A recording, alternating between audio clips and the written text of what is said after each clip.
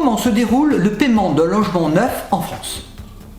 Le principe à retenir, c'est que le paiement se fait en plusieurs étapes en fonction de l'avancement des travaux de l'immeuble et selon un calendrier préétabli et encadré par le Code de la construction et de l'habitation. Ce calendrier est d'abord défini sur le contrat de réservation et ensuite il est repris dans l'acte de vente. Alors, quelles sont les différentes phases du paiement de votre logement neuf?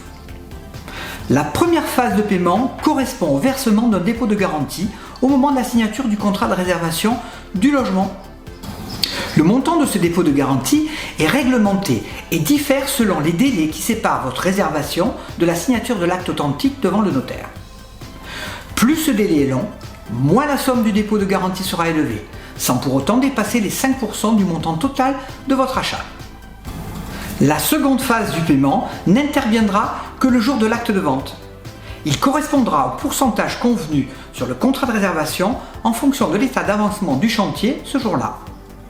Plus l'état d'avancement du chantier se rapprochera de la livraison de votre logement, plus le montant à régler le jour de la signature de l'acte d'achat correspondra à un pourcentage élevé.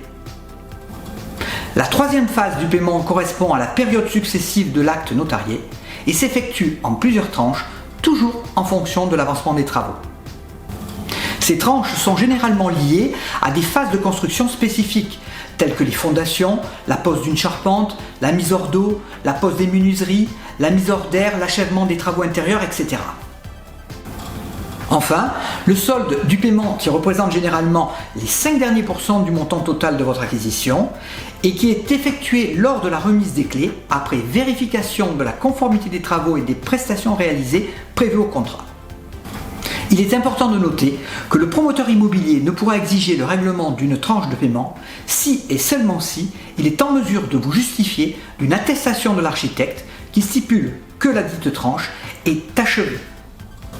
En conclusion, on retiendra que le paiement d'un immeuble neuf est réglementé par la loi et que les 3 phases principales du paiement de l'achat d'un logement neuf se font au moment de la réservation, de l'acte d'achat et ensuite après l'acte jusqu'au moment de la livraison par fractions successives et en fonction toujours de l'avancement du chantier. Alors j'espère que ces informations vous ont été utiles. Si c'est le cas, n'hésitez pas à vous abonner à ma chaîne. À très bientôt.